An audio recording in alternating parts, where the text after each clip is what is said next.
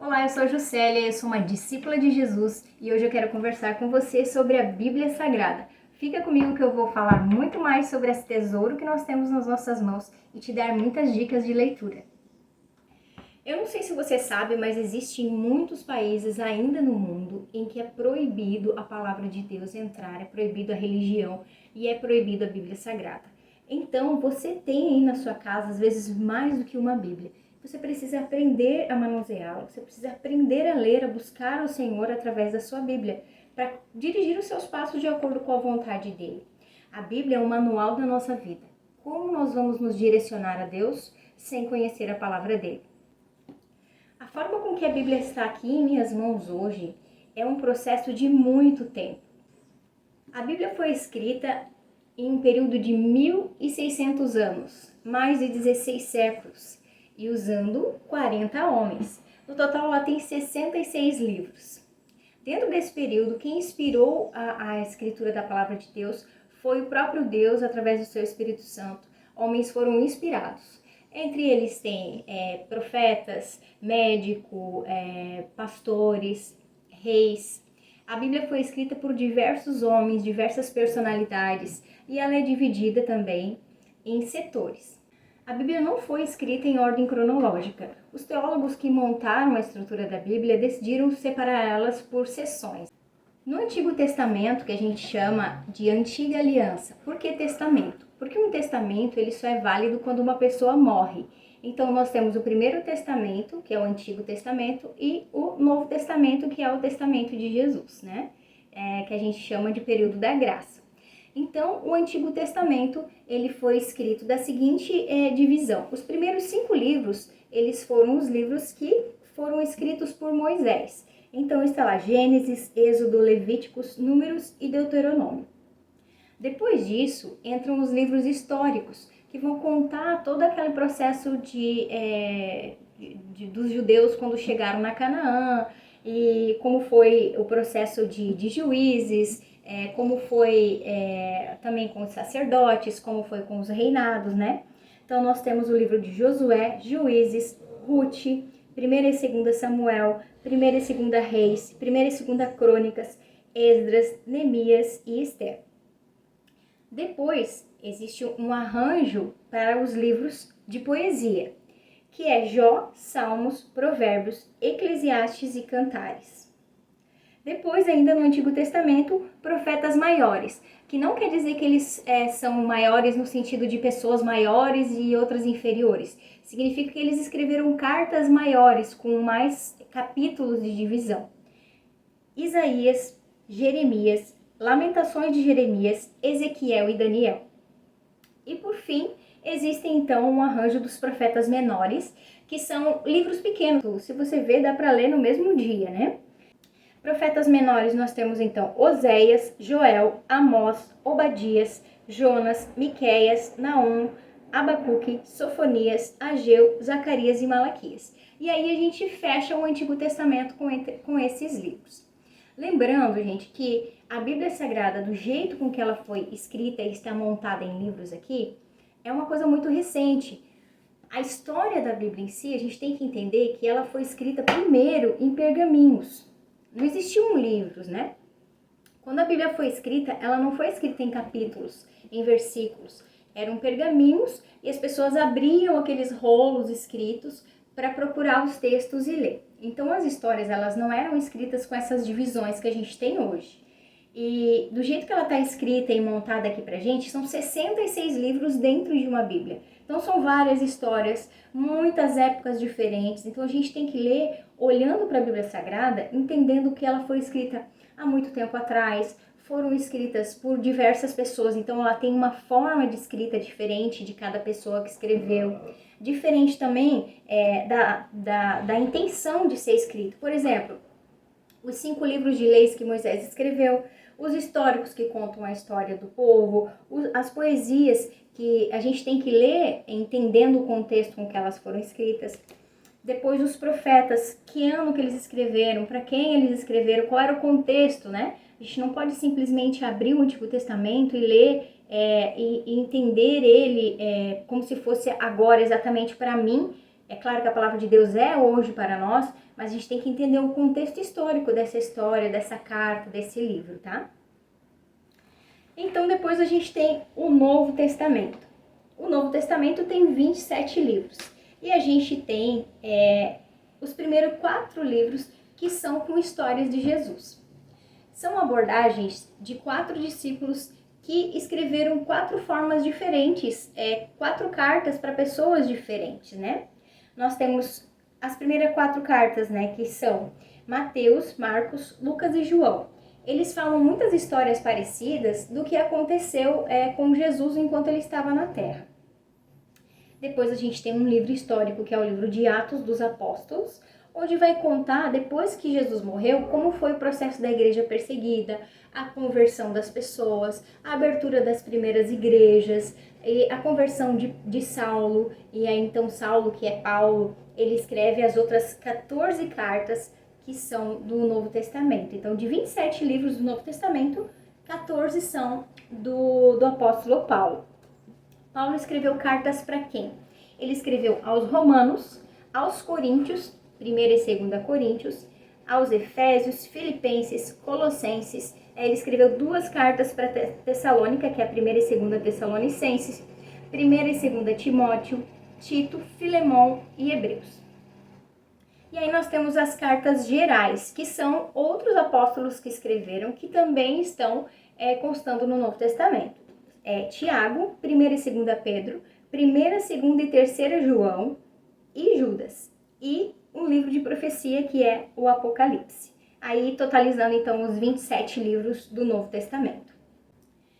Eu tenho aqui comigo um livro que é muito legal, ele conta a história da Bíblia, por todo esse processo de escrita aí de 1500 anos até a Bíblia chegar hoje. Como que ela foi escrita, como que ela era traduzida e como que foi esse processo aí da Bíblia pra gente ter ela em mãos hoje, né? É um livro muito legal, ele é um livro ilustrado, ele conta muitos fatos históricos, né? A Bíblia, ela é um livro que ela foi escrita e ela não se explica os fatos históricos que não eram interessantes e relevantes para eles naquela época, né? Então o livro ele traz muitas informações relevantes e ele traz até os dias de hoje como que a nossa Bíblia está escrita. Talvez você possa estar se perguntando como eu posso ler a Bíblia. Eu não consigo entender a Bíblia. Eu até tento, me esforço, mas eu não consigo entender. É muito difícil para mim. Primeira coisa, antes de ler a Bíblia, entenda que quem inspirou a escritura dela foi o próprio Espírito Santo. Então, antes da leitura da Bíblia, faça uma oração. Convida Espírito Santo, venha me auxiliar a compreender a sua palavra nesse momento. E aí você vai ter os olhos abertos para a compreensão. Outra dica muito legal comece pelo livro de Provérbios. Provérbios tem 31 números. Dentro desses 31 números, que são capítulos, você pode ler um por dia dentro de um mês.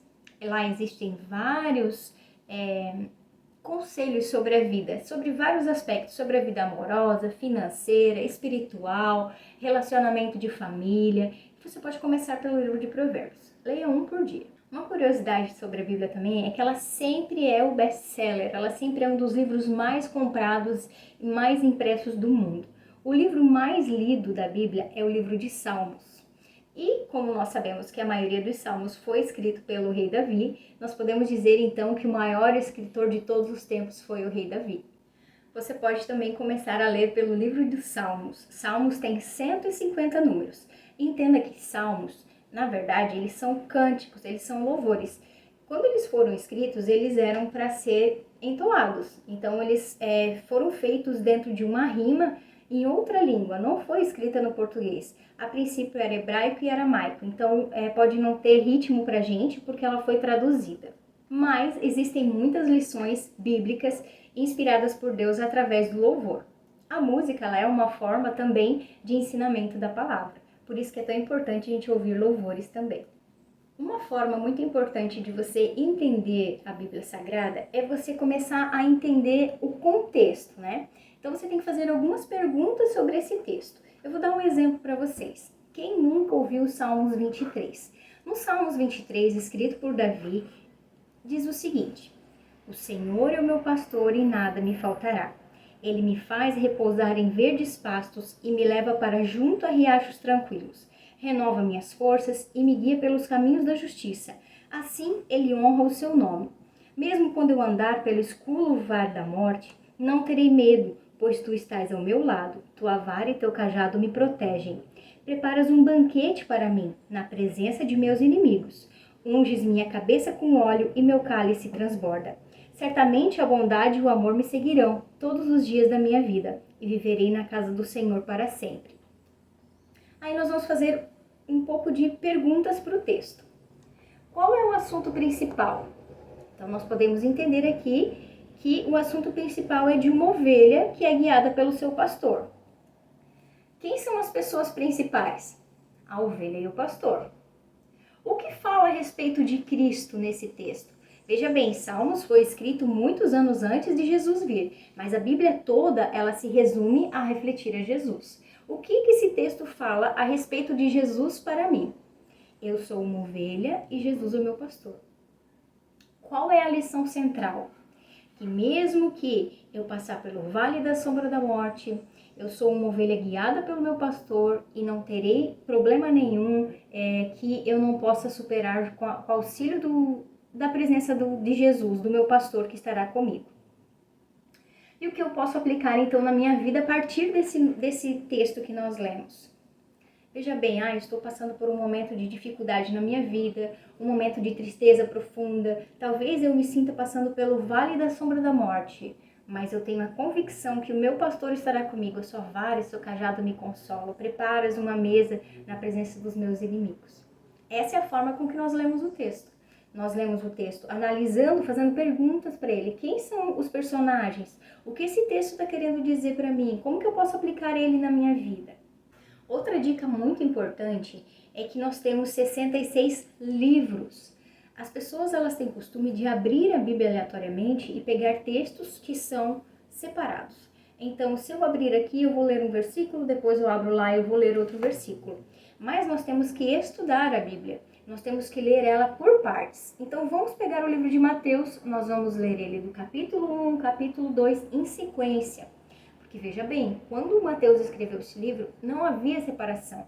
Quem fez a separação por capítulos foram os teólogos da época que quiseram facilitar a nossa compreensão do texto. Mas isso também tornou as pessoas a entenderem que, capítulo 1 acabou o assunto, capítulo 2 já é outro assunto. E não, é um assunto seguindo. Às vezes a gente tem Jesus fazendo um caminho e ele fala algumas coisas, a gente tem a divisão nos capítulos, mas ele continua naquele caminho indo para aquele local. Se você recebeu uma carta de alguém, de um parente, e esse parente contar uma história para você, hoje em dia a gente não costuma escrever tanta carta, mas vamos supor que eu tenho um parente muito distante, eu quero contar a história de Jesus, um homem que passou aqui pela minha cidade, e ele operou muitos milagres. E eu conto uma história desse homem e mando essa carta para o meu parente. E alguém recebe essa carta antes desse meu parente e abre aleatoriamente, não vai entender quem é a pessoa, o que fez, por quê, não entende o assunto. E é a mesma coisa hoje conosco. Mateus, ele não escreveu diretamente para nós no século 21, ele escreveu para os parceiros que estavam vivendo com ele naquela época. Então hoje, no século em que a gente está, quando a gente abre a Bíblia, a gente tem que entender esse contexto. Mateus escreveu para os judeus daquela época, e ele escreveu contando de Jesus os assuntos assim, então tem que ter esse raciocínio, porque a gente tem essa ilusão de abrir assim a Bíblia em qualquer lugar e dizer assim, Deus fala comigo aqui agora, Deus vai falar com você, mas você tem que fazer essas perguntas para a Bíblia. Quem são os personagens? O que eles estão falando? Por que eles estão falando dessa forma? O que isso aplica para mim? O que isso diz a respeito de Jesus? Para eu poder ter uma compreensão melhor dessa palavra, tá? Essa Bíblia aqui ela é muito especial porque foi a primeira Bíblia que eu li do início ao fim. E eu comprei ela numa versão mais fácil de ser compreendida. Ela é uma versão NVT, que é Nova Versão Traduzida. Eu tenho uma outra Bíblia aqui, que ela é uma Bíblia de estudo, né? O que quer dizer a Bíblia de estudo? Que além do conteúdo central da Bíblia, ela vai ter referências aqui embaixo sobre o texto. Que um teólogo pegou as referências dele, ele vai fazer referências históricas, ele vai contar, às vezes ele vai traduzir uma palavra mais difícil aqui embaixo, né? Então essa Bíblia aqui, ela é uma Bíblia com uma linguagem mais difícil para quem quer fazer um devocional. Ela é a Almeida Revista e Atualizada. Então essa linguagem aqui, ela é uma linguagem um pouco mais difícil de compreender. E eu também não indico vocês comprarem uma Bíblia de estudo para devocional, porque senão vocês nunca vão sair daqui. Vocês começam a ler e aí já começa a vir aqui para o estudo e começa a fazer pergunta para o texto e acabam não lendo o capítulo todo, né? Então, primeiro você lê, o que eu indico tenha uma Bíblia simples de leitura, para você poder ler ela todos os dias em sequência, termina um livro, daí vai para outro livro, para você não ficar perdido ali e ficar completamente naquele mesmo livro e não sair e acabar desanimando da leitura. É claro que se você tem uma palavra que você não entende, você tem que parar, pegar um caderno. Eu tenho um caderno de palavras difíceis que eu não sabia, que eu tô lendo a Bíblia agora com a linguagem mais difícil, né? Então tem algumas palavras que nós não usamos no nosso dia a dia e que eu busco ela no dicionário para entender o contexto daquela história, porque não adianta eu simplesmente ler, não entender e passar. Se for para mim ficar apenas em um capítulo por dia, mas eu tenho que entender o contexto, eu tenho que entender o que eram aquelas palavras, o que a história está querendo dizer, para daí sim seguir para o capítulo seguinte. Então, uma dica bem importante tenha uma Bíblia que tenha uma linguagem mais fácil de você compreender também, tá? Para ler todos os dias. Não é só para deixar lá. É claro que vai ter dias que talvez você vai ter mais dificuldade. Vai ser um dia que você vai acordar talvez atrasado, cansado, doente e vai querer dormir mais cedo. Acontece, não somos seres humanos. Mas o cristão verdadeiro, ele tem que ter uma meta na vida: ler a palavra toda, ler a Bíblia inteira, porque ela é a sua forma de demonstrar interesse por Deus, demonstrar interesse realmente em conhecer a Jesus. Então tenha em mente, tenha no coração que você precisa ler a Bíblia inteira, pelo menos, não precisa ser em 6 meses, não precisa botar uma meta em 1 ano, mas coloque uma meta: eu vou ler a minha Bíblia inteira, eu vou começar hoje, vou começar lá pelo Novo Testamento, livro por livro, vou seguir, vou voltar. Quanto tempo eu não sei, mas eu vou me esforçar para isso. Eu vou orar para Deus me dar discernimento e me dar auxílio também para me fazer a minha leitura.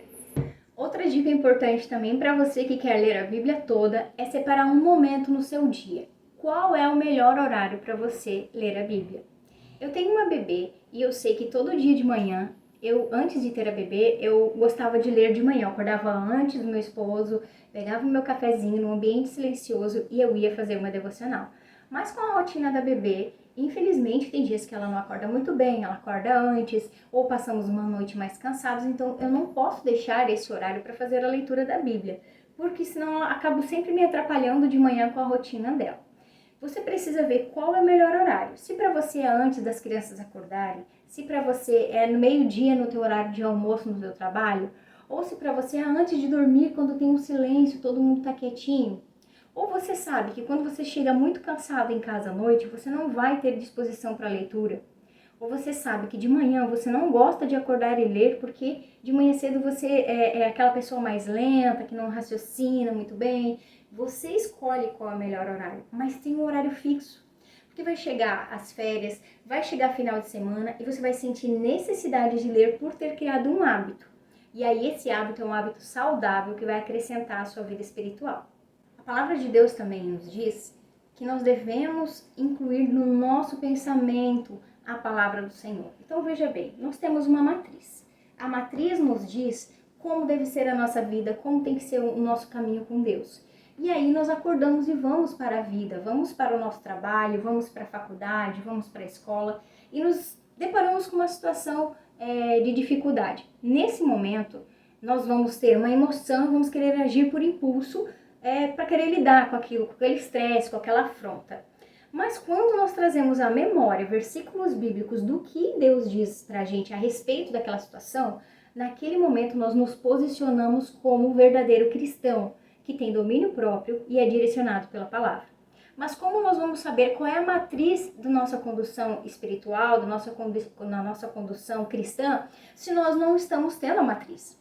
Talvez nós fomos criados em um lar com muita agressividade, em um lar com muitos palavrões, nós tivemos uma criação difícil de abandono, nós temos baixa autoestima e de repente nós nos vemos com um confronto e a melhor forma de nós lidarmos com aquilo é o que a gente já conhece, que é o abandono, a grosseria, o estresse.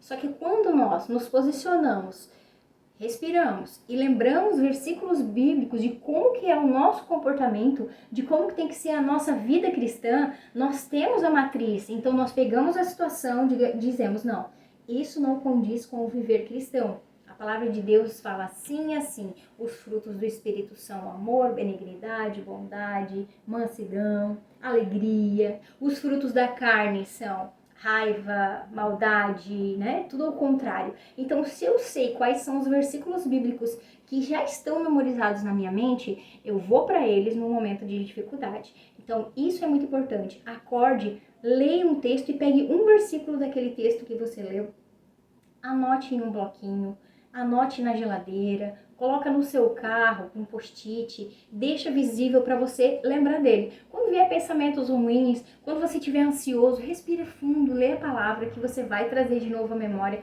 um refresco, um bálsamo, um refrigério para você, por ter a convicção de que você está lendo a palavra do Senhor e você tem aí a direção dele para o seu dia a dia. Existem vários benefícios para você ler e decorar os versículos bíblicos. Entre eles nós temos a vitória sobre o pecado, porque nós temos aí o pecado batendo a porta a todo momento, e aí nós lembramos do versículo, lembramos da palavra do Senhor e vencemos aquela tentação. Nós temos paz em meio às preocupações, a ansiedade vem e a gente tem convicção na palavra do Senhor. Nós temos convicção em testemunhar a nossa fé, nós não ficamos tímidos, envergonhados, escondidos, porque nós temos convicção, nós lemos, aprendemos e estamos convictos nele, de que nós estamos na fé, convictos na nossa salvação, na eternidade, e também nós vamos ter mais convicção para falar de Jesus, do seu amor às outras pessoas.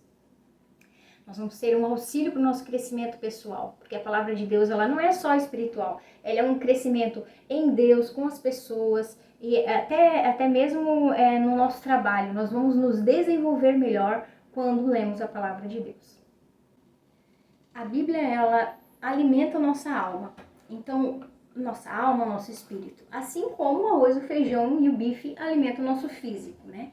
Se não deixarmos para comer somente no domingo, quando vai ter churrasco e maionese, nós vamos ficar muito fracos, debilitados durante a semana. E, infelizmente, é o que muitos cristãos fazem.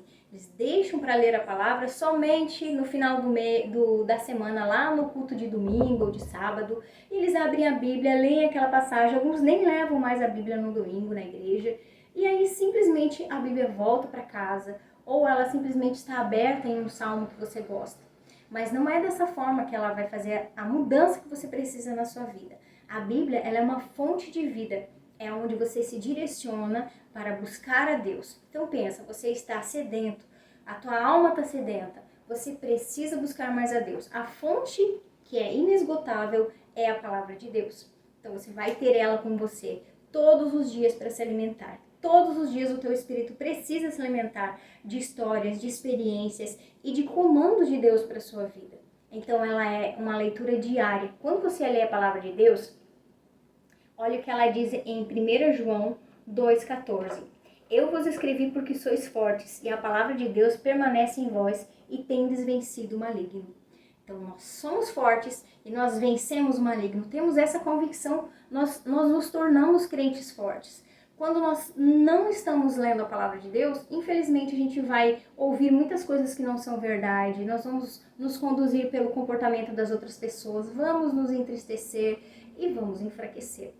Para você ficar firme na fé, firme em Deus, você precisa ler a palavra de Deus para ficar forte. Na carta de 1 João, capítulo 5, verso 13. Escrevi essas coisas a vocês que creem no nome do Filho de Deus, para que saibam que têm a vida eterna. Você já teve essa reflexão? Você é eterno. Você tem a vida eterna. Quando a gente lê a palavra de Deus, a gente tem a convicção da nossa salvação. Como você vai ser convicto na sua vida eterna, no seu encontro com Deus pós-morte, se você não lê a palavra, se você não alimenta a sua alma com essa esperança? A Bíblia gera a purificação de pecado. Nós estamos pecando diariamente, nós estamos devendo para Deus, e aí quando nós buscamos ao Senhor, nós lemos a palavra, ela nos purifica. João capítulo 15, verso 3 fala: Vós já estáis limpos pela palavra que vos tenho falado. A palavra de Deus purifica o pecador. João 17,17 fala: santifica-os na verdade, a tua palavra é verdade. Então veja bem, como que nós nos santificamos? Através da palavra. A palavra Bíblia, que é a verdade, ela vai nos justificar, nos santificar dia após dia. Através da palavra também, nós temos paz e alegria. Tenho-vos dito essas coisas para que o meu gozo esteja em vós e o vosso gozo seja completo. João 15:11. Então, as palavras da palavra de Deus, ela gera gozo, alegria em nós. Estas coisas vos tenho dito para que tenhais paz em mim. No mundo passareis por aflições, mas tende bom ânimo, porque eu venci o mundo. João 16:33. Então, nós temos convicção que teremos dificuldades? Sim, mas nós temos a convicção também de que nós iremos vencer o mundo, iremos vencer as tentações, iremos ser purificados através da palavra. Paulo escreveu a Timóteo na carta de 2 Timóteo, capítulo 3, verso 16. Toda a escritura é inspirada por Deus e útil para o ensino, repreensão, correção e educação na justiça. Então veja bem, a palavra de Deus, ela é para nos ensinar o caminho que devemos seguir. Mas se no meio do caminho acontecer alguma coisa que nos levar a pecar, ela também é útil para repreender. Então a repreensão de um pai que ama é para trazer perto, é para corrigir, é para te fazer bem. Então quando nós somos repreendidos por Deus através da palavra, é porque nós somos amados por Ele, Ele quer o nosso melhor. Assim como eu repreendo a minha filha quando eu vejo que ela vai cair, que ela vai se machucar, eu puxo ela para perto de mim, eu ensino que não. A repreensão é justamente para evitar problemas maiores relacionados ao erro e ao pecado. E depois, se houver um pecado, ela é útil também para a correção. Então eu caí, pequei, a palavra de Deus vem e nos ensina, nos corrige. Ela vem e ensina, ó, você estava nesse caminho, mas é para cá. E ela também, ela traz educação na justiça. Nós, como filhos de Deus, um Deus justo, Ele nos ensina também a sermos justos. Então, ela nos ensina, ela é útil para o ensino, para prevenir o pecado, para a repreensão, caso a gente estiver pecando, para a correção, caso a gente já caiu em pecado, e para a educação na justiça. Então, eu pensava de uma forma, eu agia errado, mas agora eu compreendi a palavra e eu vivo, então, na justiça de Deus. É isso que a palavra de Deus tem que ser para nós. Ela tem que ser um caminho antes do erro, ela tem que ser uma matriz para a gente pesquisar dentro de nós antes de nós tomarmos decisões. Tomando decisões erradas, ela nos corrige e ela nos educa para viver em harmonia com Deus. A Bíblia revela a vontade de Deus ao homem. Conheçamos e prossigamos em conhecer o Senhor.